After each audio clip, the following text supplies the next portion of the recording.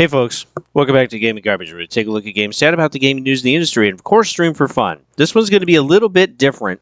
This one's just going to be kind of off the cuff, probably going to be shorter. But boy, the reason I'm doing this is because this is concerning for me. Now, this is not just related to the gaming industry, but this is also related to the player base. And why are games so dumbed down? Well, I think I'm figuring out the reason. Now, which was first, the chicken or the egg, right? Not entirely sure. It's probably a mixture of both. But the bar has been lowered so much that we're actually going to watch this. So here's so as you guys know, you guys voted for Cronos the New Dawn, and I worked through the entire playthrough, enjoyed the game, right? Gave my initial look and my final review. And then you guys do also get to vote for next year. The poll will be in January. Excuse the frog in my throat. But the thing that is shocking to me is the first achievement. So here it is. So as you can see, this is the first achievement, and only 41.5% have actually completed this. And the thing that is concerning is that this number is still actually going down as a percentage. Roughly about a month, 2 months ago, it was closer to almost 50%. It was like 47%. 48%, and it has just slowly been trending down after that. Now, I want to show this. This is literally the beginning of the game, okay? I'm 5 minutes into my stream.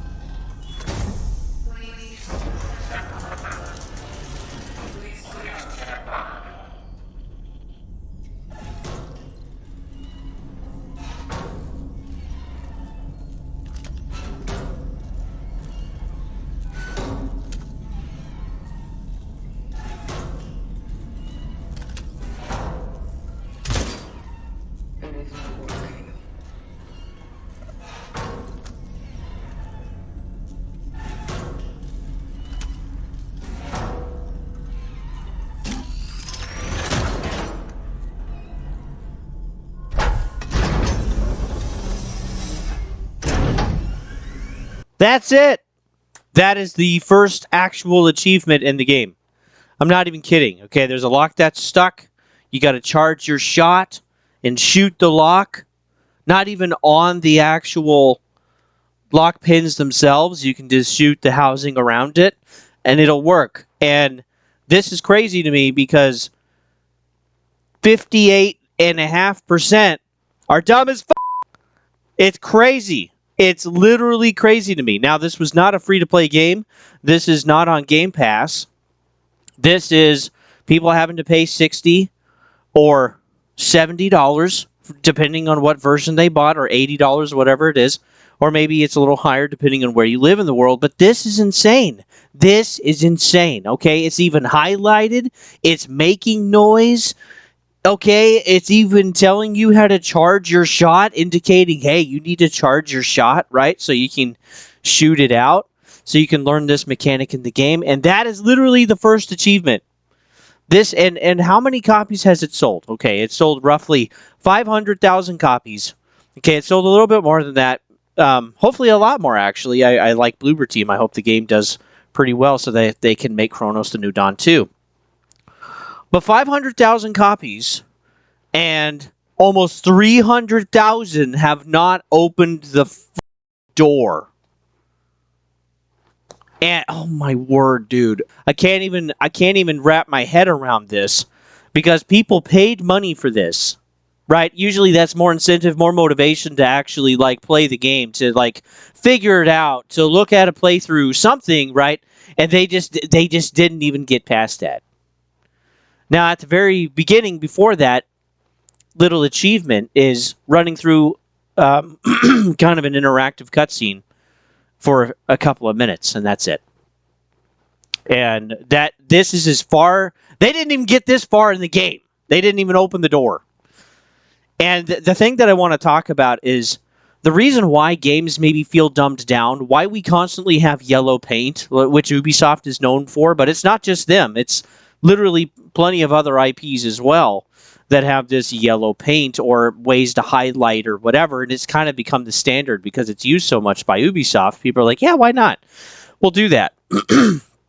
But like games too, are also not as memorable as they used to be. They're not as satisfying. The reason it's fun going back and reliving some of the games that we used to play, and why backwards compatibility has been a pretty big staple, not just for console but also for PC, is being able to relive the memories, the joy that you got out of it. But again, we forget that the joy of the game was also out of the difficulty of it.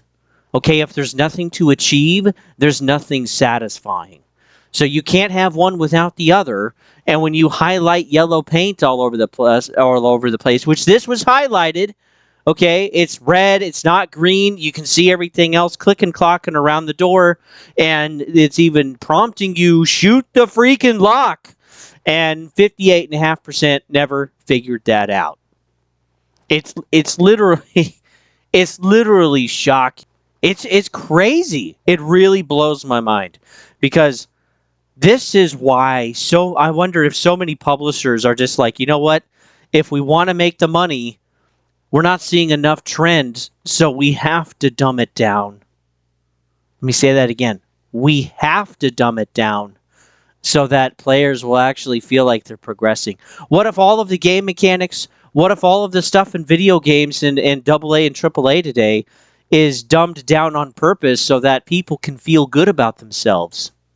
Maybe this is why so many people have been going to college, accruing student loan debt, and are like, oh, I can't get a job. And it's because their degree is actually worthless. All of that money they spent, the whole idea that they had fabricated for years, all worthless, was never going to pan out in the first place because of their feelings.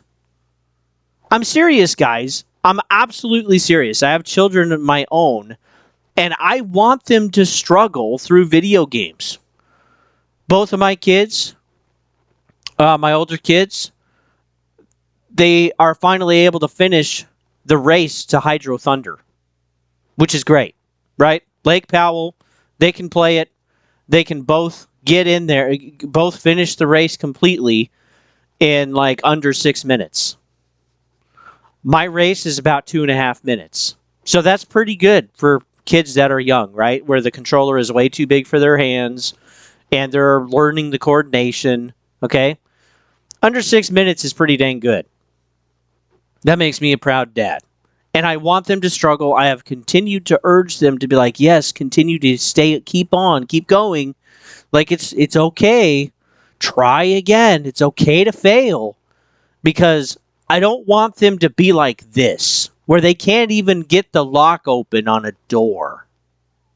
Oh my word, I don't want gaming to become so dumbed down that it's not satisfying, that there's nothing engaging, there's no emotional attachment, there's no response, there's no point to anything.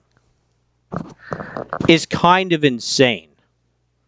But I wonder, again, chicken or the egg, which one's first? I think it's kind of a mixture of both, but what if all of the companies, they have to actually dumb it down now? Because that's scary. And like, one of the best games that I played this year, which I think should have been Game of the Year, and also best debut game, is actually Blueprints. And the reason I say that is because the end game, or the end game, is mind-blowing. You never see it coming. It is literally, in my opinion, one of the craziest lore twists in a game.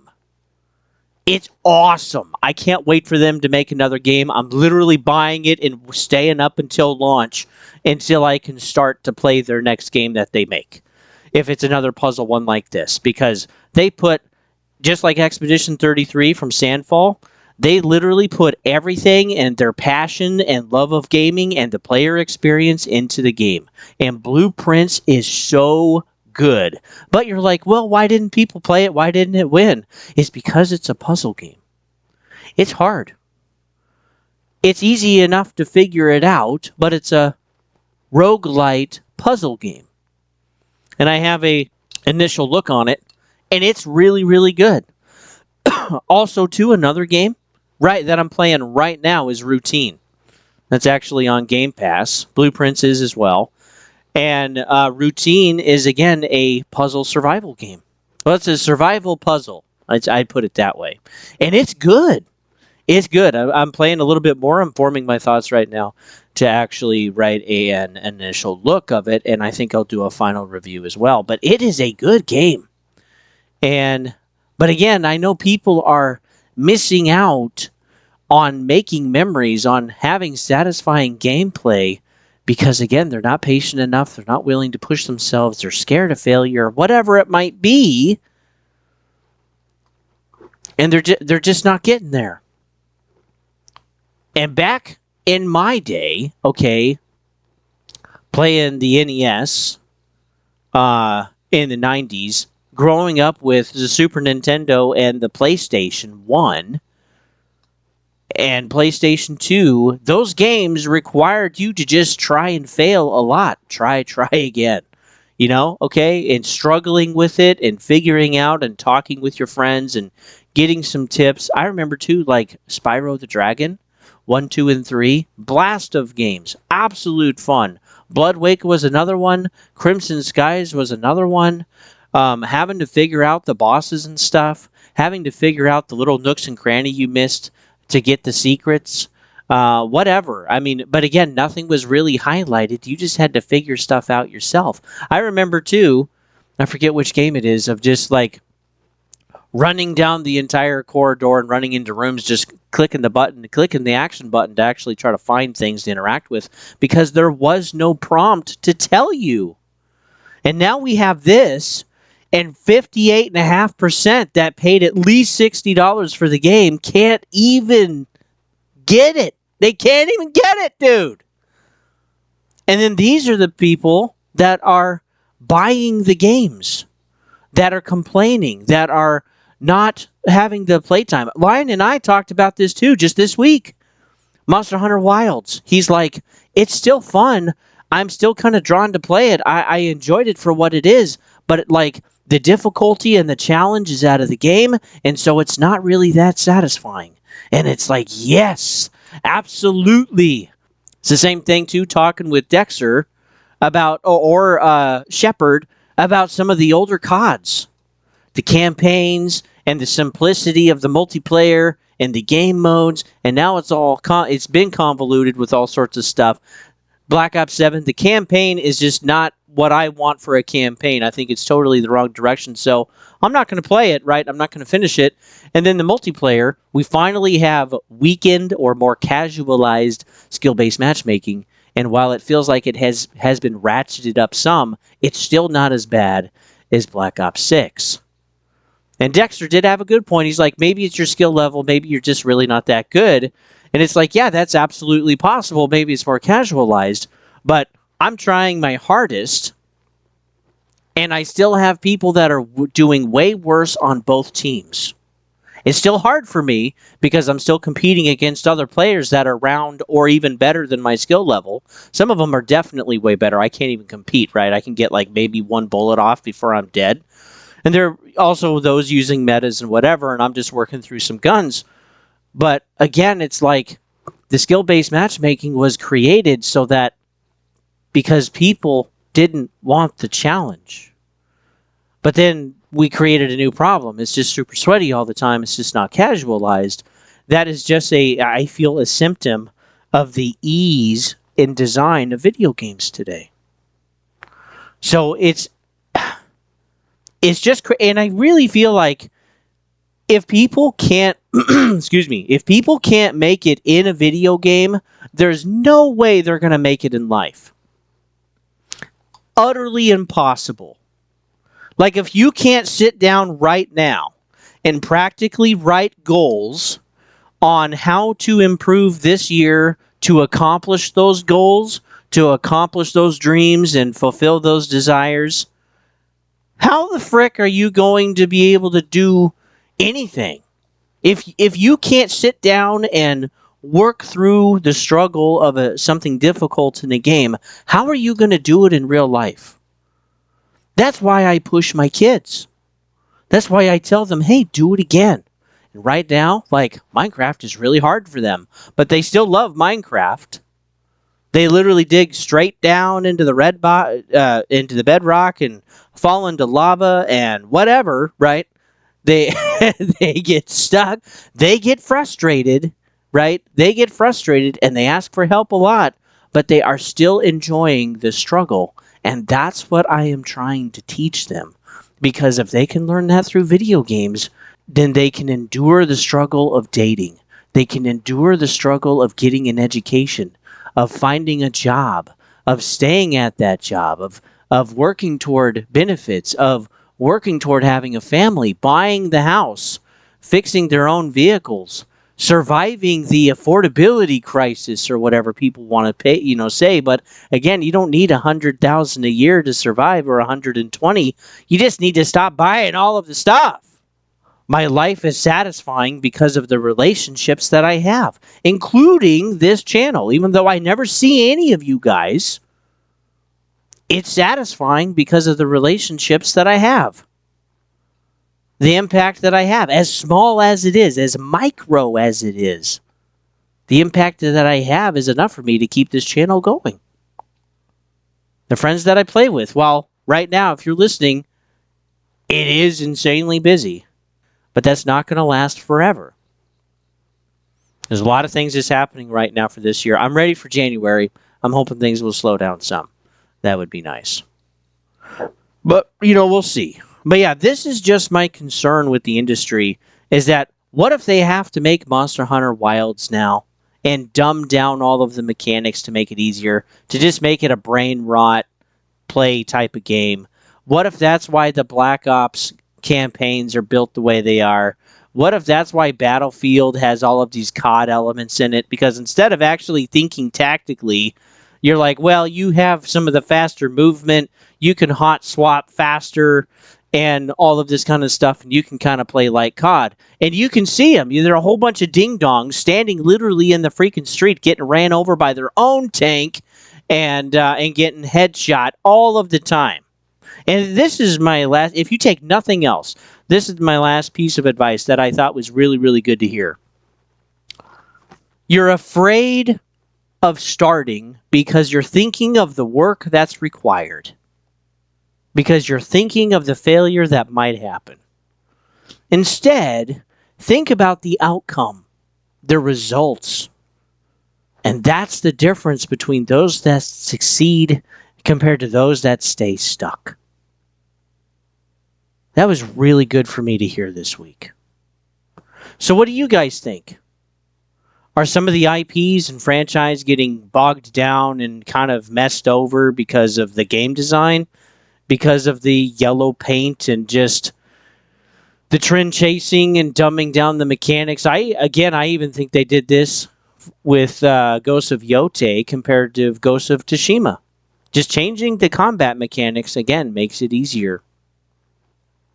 And while it's okay for something to be easier, it loses what it was. I'm even afraid of this for the next Resident Evil game. I mean, we'll see. Well, I mean, we'll see. But there's not a lot of IPs out there that are at their roots.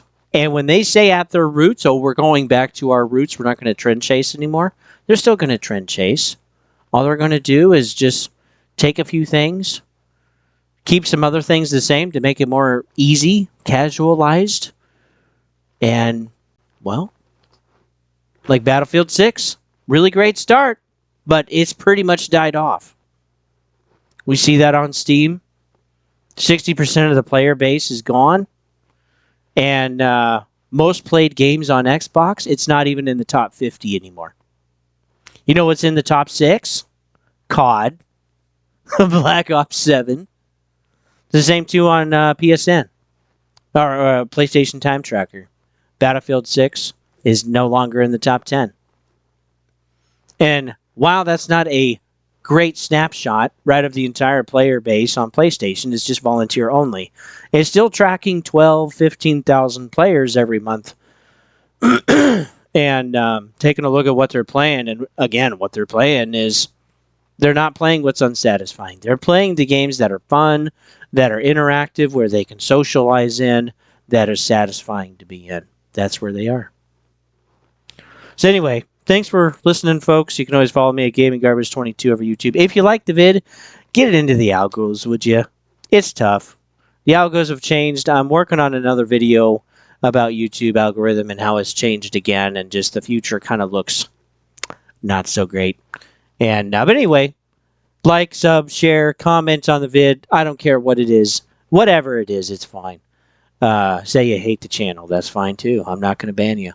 You can also follow me over at GamingGarbage22, at Twitch, at Don't Tread on Thee if you'd like. And when I'm playing video games, I'll definitely chat with you guys. Just let me know you're there, right? Or you can be a silent partner too. That's okay as well. Also, we have playlists that break up the content on YouTube. But yeah, just thinking about this, just seeing that achievement on Cronos the New Dawn just gave me pause. And I was like, oh my word. This is getting really bad. And yeah, maybe too. Excuse my voice, guys. Maybe too, part of it is just why your life feels so meh is because you don't have any challenge. There's really nothing to strive for. There's no purpose. There's no goal. It's just exist. Quit doing that to yourself. I'll see you guys on the next one.